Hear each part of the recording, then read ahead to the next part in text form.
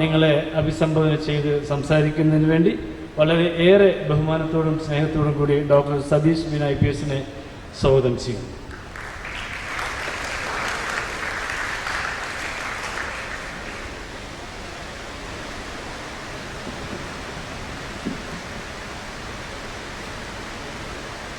വേദിയിലുള്ള വിശിഷ്ട സുഹൃത്തുക്കളെ, നമ്മളെല്ലാവരും എനിക്ക് തോന്നുന്നു ഇവിടെ കൂടിയിരിക്കുന്നത് ഒരു സ്വപ്നത്തിൻ്റെ ഭാഗമായിട്ടാണ്. എനിക്ക് ആദ്യം തന്നെ നിങ്ങളോട് പറയാനുള്ളത് ഒരു വാചകമാണ്. A journey of 1,000 miles begins with a single step. ഒരു സ്റ്റെപ്പിലൂടെയാണ് ഒരു വലിയ ഒരു യാത്ര തുടങ്ങുന്നത്. ഇന്ന് നിങ്ങളെല്ലാവരും ആ ഒരു ചെറിയൊരു സ്റ്റെപ്പ് കറക്റ്റ് ഡയറക്ഷനിൽ എടുക്കും എന്ന് പ്രതീക്ഷിച്ചുകൊണ്ട് തുടങ്ങുകയാണ്. പലരും പറയുന്നത് ഒരു നല്ലൊരു സ്പീച്ച് എന്ന് പറഞ്ഞാൽ തീ കൊളുത്തുന്നത് പോലെ ആയിരിക്കണം, ഒരു ബക്കറ്റിൽ വെള്ളം നിറയ്ക്കുന്നത് പോലെ ആവരുത്, ഏതെങ്കിലും ഒരു സ്ഥലത്ത് തീ കൊളുത്തുന്നത് പോലെ ആയിരിക്കണം. എൻ്റെ ഉദ്ദേശവും അത് തന്നെയാണ്. നിങ്ങൾക്ക് കുറേ ആശയങ്ങൾ, ഞങ്ങളുടെ സക്സസ് സ്റ്റോറീസ് ഇതൊക്കെ പറഞ്ഞു തന്ന് നിങ്ങളുടെ മനസ്സിൽ ഒരു പ്രചോദനം, നിങ്ങളുടെ മനസ്സിൽ ഒരു തീ, അതൊരു ജ്വാലയായി നിങ്ങളെ മോട്ടിവേറ്റ് ചെയ്ത് നിങ്ങളുടെ ഡ്രീംസിലൂടെ നിങ്ങൾ എത്തിക്കണം എന്നൊരു വിശ്വാസമാണ്. എനിക്കിപ്പോൾ ഓർമ്മ വരുന്നത് എൻ്റെ ബാച്ചിലെ തന്നെ ചില സുഹൃത്തുക്കളെയാണ്. എൻ്റെ ഒരു സീനിയർ ബാച്ചിൽ 40% ഡിസബിലിറ്റി, അദ്ദേഹത്തിന് 40% കണ്ണ് കണ്ടുകൂടാ. അദ്ദേഹം വരുന്നത് ഉത്തർപ്രദേശിലെ ഒരു വളരെ ചെറിയ ഒരു വില്ലേജിൽ നിന്നാണ്. അദ്ദേഹം പറയുന്നത് അദ്ദേഹത്തിൻ്റെ വീട്ടിൽ പത്രം എത്തുന്നത് ഏതാണ്ട് ഒരാഴ്ച കഴിഞ്ഞിട്ടാണ്. സിറ്റിയിൽ നിന്ന് ഇവരുടെ വീട്ടിലോട്ട് പോകാൻ നേരത്ത് അവിടുന്ന് പത്രമൊക്കെ എടുത്തിട്ട് പിന്നെയാണ് ഇവിടെ വരുന്നത്. അദ്ദേഹം ഇന്നൊരു IAS കാരനാണ്. അപ്പോൾ കേരളത്തിൽ നമുക്ക് എല്ലാം ഫിംഗർ ടിപ്സിലാണ്. നമ്മുടെ ലേറ്റസ്റ്റ് എന്ന് നടക്കുന്നു എല്ലാം നമ്മൾ അറിയുന്നു.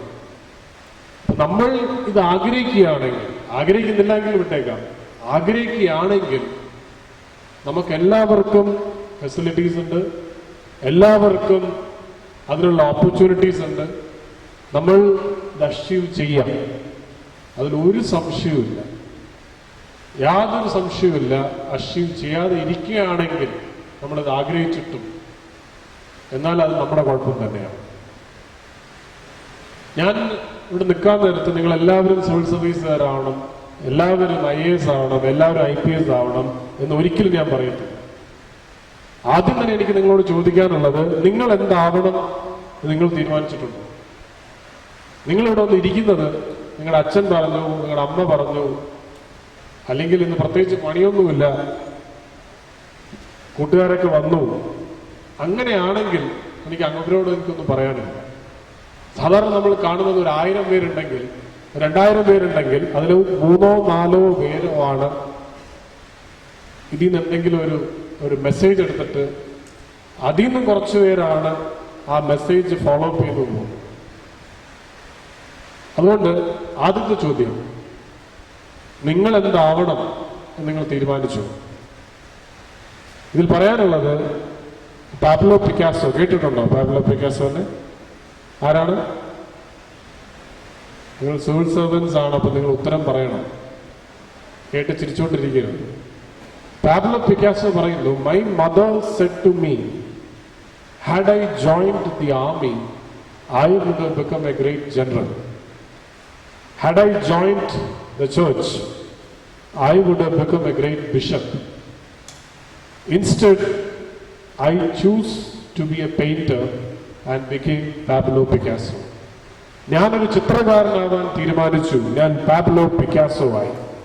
എനിക്ക് നിങ്ങളോട് ചോദിക്കാനുള്ളത് ഇതാണ്, നിങ്ങൾ എന്താവണം എന്ന് നിങ്ങൾ തീരുമാനിച്ചിട്ടുണ്ടോ? ഉണ്ടോ? ഇതിൽ എത്ര പേരാണ് IAS അല്ലെങ്കിൽ IPS അല്ലെങ്കിൽ സിവിൽ സർവന്റ് ആവണം തീരുമാനിച്ചു? കൈപൊക്കോ. എല്ലാവരും എനിക്കൊന്ന് ഓൾമോസ്റ്റ് മേ ബി ഇതൊരു സിവിൽ സർവീസ് ഓറിയന്റേഷൻ ക്ലാസ് ആയിരിക്കാം. അതുകൊണ്ടായിരിക്കാം നമ്മുടെ സിവിൽ സർവന്റ് ആവണം എന്ന് പറയുന്ന ആൾക്കാർ കൂടുതൽ. ശരി, അടുത്ത ചോദ്യം. നിങ്ങൾ എന്തുകൊണ്ട് സിവിൽ സർവന്റ് ആവാൻ തീരുമാനിച്ചു? നിങ്ങളുടെ അച്ഛൻ പറഞ്ഞു, അല്ലെങ്കിൽ അമ്മ പറഞ്ഞു, അല്ലെങ്കിൽ നാട്ടുകാർ പറഞ്ഞു, അതുകൊണ്ടാണോ? ആരൊക്കെയാണ് ഇവിടെ? അച്ഛൻ പറഞ്ഞു കൊള്ളാം, അല്ലെങ്കിൽ അമ്മ പറഞ്ഞു കൊള്ളാമല്ലോ, ഇത് നല്ല വണ്ടി കിട്ടും, യൂണിഫോമൊക്കെ ഇടാം, സുരേഷ് ഗോപി സ്റ്റൈൽ ഡയലോഗ് അടിക്കാം, അല്ലെങ്കിൽ കിങ് സ്റ്റൈൽ ഡയലോഗ് അടിക്കാം. അതുകൊണ്ട് ആരൊക്കെയാണ് സിവിൽ സർവന്റ് ആവാൻ വന്നേക്കുന്നത്? കൈപൊക്കോ. എനിക്ക് തോന്നുന്നു ഞാൻ കൈപൊക്കേണ്ടി വരും. ഞാൻ സിവിൽ സർവന്റ് ആവാൻ തീരുമാനിച്ചത് നമ്മുടെ കമ്മീഷണർ പടമൊക്കെ ആ സമയത്ത് ഇറങ്ങി, കൊള്ളാലോ, വലിയ സംഭവമാണ്, കിങ് പടം ഇറങ്ങി, വലിയൊരു സംഭവമൊക്കെ ആണെന്നൊക്കെ വിചാരിച്ചിട്ടാണ് ഞാൻ ബുക്ക് ചെയ്തത്. എന്തായാലും നമ്മൾ ഒരു 2 മിനിറ്റ് ആലോചിക്കുന്നത് നന്നായിരുന്നു. ശരിക്കും ഞാൻ ആഗ്രഹിക്കുന്നത് എന്താണ്? പലപ്പോഴും നമ്മൾ കാണുന്നത്, നമ്മൾ വേറെ ആൾക്കാരുടെ സ്വപ്നങ്ങൾ അല്ലെങ്കിൽ വേറെ ആൾക്കാരുടെ ആഗ്രഹങ്ങൾക്ക് വേണ്ടി നമ്മൾ നമ്മുടെ ജീവിതം സ്പെൻഡ് ചെയ്യുന്നുണ്ട്. നിങ്ങളുടെ കുട്ടികളിവിടെ ഉണ്ട്, കുട്ടികളുടെ അച്ഛനും അമ്മമാരും ഇവിടെയുണ്ട്. പല അച്ഛനും പല അമ്മമാരും ആലോചിക്കുകയാണെങ്കിൽ അവർക്ക് ഉത്തരം കിട്ടും. ശരിയാണല്ലോ, ഞാൻ എൻ്റെ അച്ഛൻ പറഞ്ഞതുപോലെ, അല്ലെങ്കിൽ എൻ്റെ അമ്മ പറഞ്ഞതുപോലെ, അല്ലെങ്കിൽ എൻ്റെ നാട്ടുകാർ പറഞ്ഞതുപോലെ ആണ് ചെയ്തത്. എൻ്റെ സ്വപ്നങ്ങൾക്കൊരു വിലയില്ലായിരുന്നു.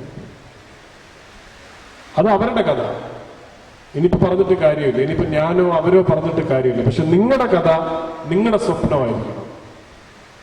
20 വർഷം കഴിഞ്ഞിട്ട് അല്ലെങ്കിൽ 30 വർഷം കഴിഞ്ഞിട്ട് നിങ്ങൾ തിരിഞ്ഞു നോക്കാൻ നേരത്ത് നിങ്ങൾക്ക് തോന്നണം, ഞാൻ ആഗ്രഹിച്ചത് ഞാൻ ശ്രമിച്ചു, ഞാൻ നേടാതിരുന്നു, അത് വേറെ കാര്യം. പക്ഷെ എൻ്റെ ആഗ്രഹങ്ങൾക്ക് വേണ്ടിയായിരുന്നു ഞാൻ മാക്സിമം എഫേർട്ട് എടുത്തത്. ഞാനിത് പറയാൻ കാരണം വേറെ ഒന്നും കൊണ്ടല്ല. നിങ്ങൾ ആഗ്രഹിക്കുന്ന സാധനം, അല്ലെങ്കിൽ നിങ്ങൾ ആഗ്രഹിക്കുന്ന വിഷൻ, അല്ലെങ്കിൽ നിങ്ങൾ ആഗ്രഹിക്കുന്ന ഡ്രീം ആണ് നിങ്ങൾ ശ്രമിക്കുന്നതെങ്കിൽ നിങ്ങൾക്ക് ഹാർഡ് വർക്ക് ഒരു പ്രശ്നമേ അല്ല.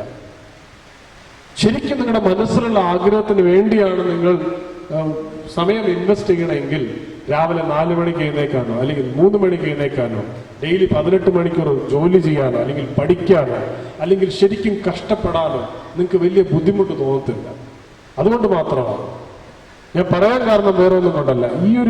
ഈ ഒരു പ്രിപ്പറേഷൻ ശരിക്കും നിങ്ങളുടെ ഫുൾ എഫേർട്ട് ആവശ്യമുള്ളതാണ്. 1 വർഷം മിനിമം നിങ്ങൾ തപസ് ചെയ്തില്ലെങ്കിൽ നിങ്ങൾക്ക് ഒരു സിവിൽ സർവന്റ് ആവാൻ ചെറിയ ബുദ്ധിമുട്ടുണ്ടാവും. പലരും ഉണ്ട്, പലവരും ചുമ്മാ സിവിൽ സർവീസ് എഴുതി പാസ്സായതെന്നൊക്കെ കേൾക്കുന്നുണ്ട്. പക്ഷെ എനിക്ക് എൻ്റെ കേസ് പറയുകയാണെങ്കിൽ എനിക്ക് ശരിക്കും കഷ്ടപ്പെടേണ്ടി വന്നു. എനിക്കൊരു ഡ്രീം ഉണ്ടായിരുന്നു, ഒരു പാഷൻ ഉണ്ടായിരുന്നു. അതുകൊണ്ടാണ് എനിക്ക് കഷ്ടപ്പെടാൻ നേരത്ത് വലിയ ബുദ്ധിമുട്ട് തോന്നിയില്ല. പക്ഷേ നിങ്ങൾക്ക് ആ ഡ്രീം, ആ പാഷൻ ഇല്ലെങ്കിൽ കഷ്ടപ്പെടാൻ നേരത്ത് നിങ്ങൾക്കൊരു ബുദ്ധിമുട്ട് തോന്നും. ഇവിടെ എൻ്റെ അടുത്ത് പറഞ്ഞേക്കുന്ന ടോപ്പിക്, എന്നാൽ സിവിൽ സർവീസ് നിങ്ങളുടെ ഒരു ഡ്രീം അച്ചീവ് ചെയ്യാൻ എന്തൊക്കെ ചെയ്യണം. ആദ്യം ഞാൻ പറഞ്ഞു, നിങ്ങൾ ശരിക്കും ആഗ്രഹിക്കണം. സെക്കൻഡ്, നിങ്ങൾ ഹാർഡ് വർക്ക് ചെയ്യണം, അതിന് ഒരു സബ്സ്റ്റിറ്റ്യൂട്ടും ഇല്ല. മൂന്നാമത്തെ എനിക്ക് പറയാനുള്ളത്, അത് പലപ്പോഴും നിങ്ങളുടെ സിസ്റ്റത്തിൽ നമ്മൾ മറക്കുന്ന ഒരു കാര്യമാണ്. ഹാർഡ് വർക്ക് മാത്രമല്ല, ഇതിനൊരു സ്മാർട്ട് വർക്കും കൂടെ വേണം. ആരെങ്കിലും സിവിൽ സർവീസിന്റെ സിലബസ് എടുത്ത് നോക്കിയിട്ടുണ്ടോ? ആരെങ്കിലും? ആരുമില്ല. എനിക്ക് തോന്നുന്നു ഇപ്പോഴും ഡിസംബർ മാസത്തിൽ എംപ്ലോയ്മെന്റ് ന്യൂസ് സിവിൽ സർവീസിന്റെ സിലബസ് വരും. അപ്പൊ ഒന്നെടുത്ത് നോക്കുക, അല്ലെങ്കിൽ UPSC വെബ്സൈറ്റിൽ നിങ്ങൾ നോക്കിയാൽ സിവിൽ സർവീസിന്റെ എൻറ്റയർ സിലബസ് അതിൽ കാണും. ഒരു നോർമൽ അല്ലെങ്കിൽ ഒരു ലേമൻ വ്യൂവിൽ നിങ്ങൾ സിവിൽ സർവീസിന്റെ സിലബസ് എടുത്ത് നോക്കുകയാണെങ്കിൽ ലോകത്ത് പറഞ്ഞേക്കുന്ന അല്ലെങ്കിൽ നിങ്ങൾ കേട്ടേക്കുന്ന എല്ലാ കാര്യങ്ങളും ആ സിലബസിൽ. ഹിസ്റ്ററി ഉണ്ട്, ജോഗ്രഫി ഉണ്ട്, പൊളിറ്റിക്സ് ഉണ്ട്, ഇന്റർനാഷണൽ അഫയേഴ്സ് ഉണ്ട്, സയൻസ് ഉണ്ട്, എക്കണോമിക്സ് ഉണ്ട്,